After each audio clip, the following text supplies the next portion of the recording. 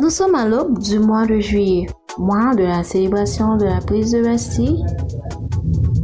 Fait marquant de l'histoire de la France, c'était un 14 juillet 1789 et aussi pour l'Amérique du Nord, 4 juillet 1776.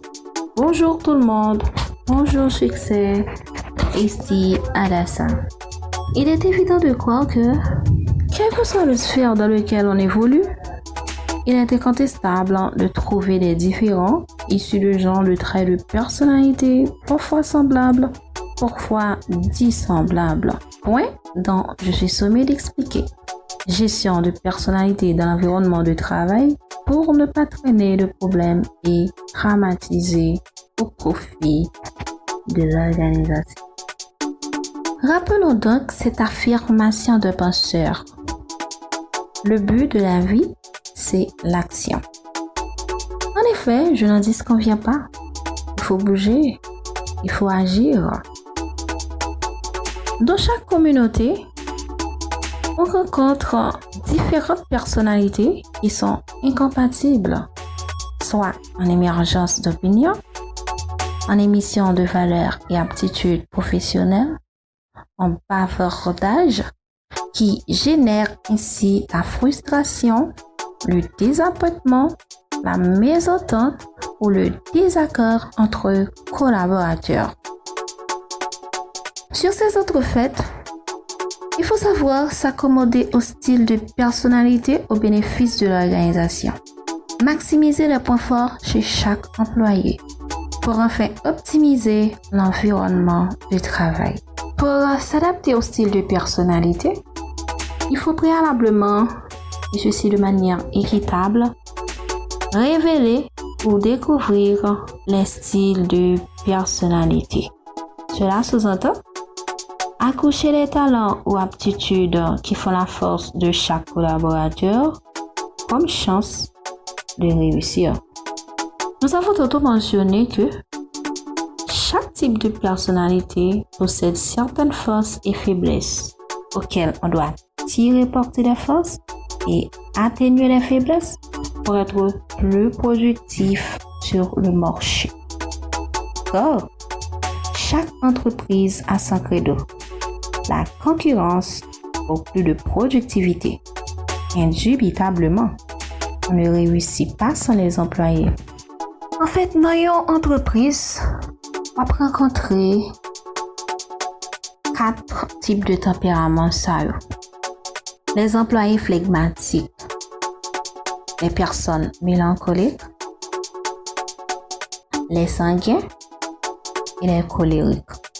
Les employés flegmatiques se révèlent efficaces en gestion des tâches à répétition. Ils se montrent aussi très performants. Les personnes mélancoliques sont très bons observateurs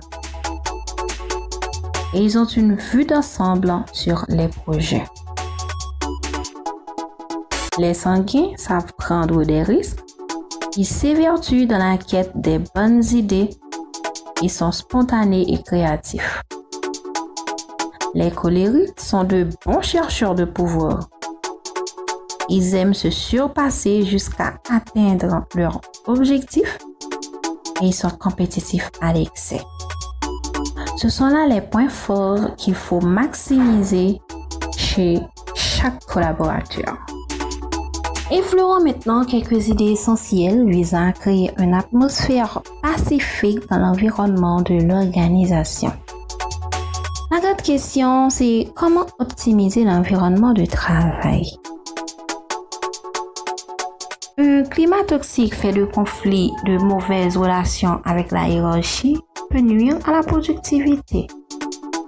Alors, il faut savoir organiser des réunions, ouvrir le dialogue, favorisant ainsi la communication, laisser passer les émotions, les échanges, valoriser le travail accompli ainsi que les compétences professionnelles, instaurer des moments de pause, protéger la personnalité de chacun, leur santé mentale, garder bien l'intimité, et on fait faciliter une ambiance de travail afin d'augmenter la productivité et de réduire le conflit au sein de l'organisation.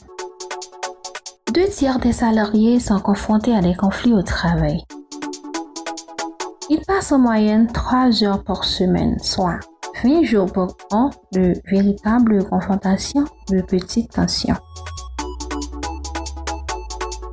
En fait, puisque chaque individu, disons chaque employé, a une propre ressenti, a une propre émotion, donc chaque personnalité différente, il est important pour connaître que le conflit est donc inéluctable.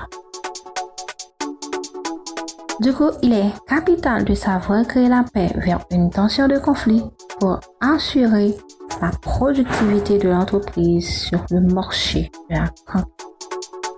Coucou tout le monde, rendez-vous lundi prochain pour une nouvelle rubrique de Bon à savoir. Bye bye!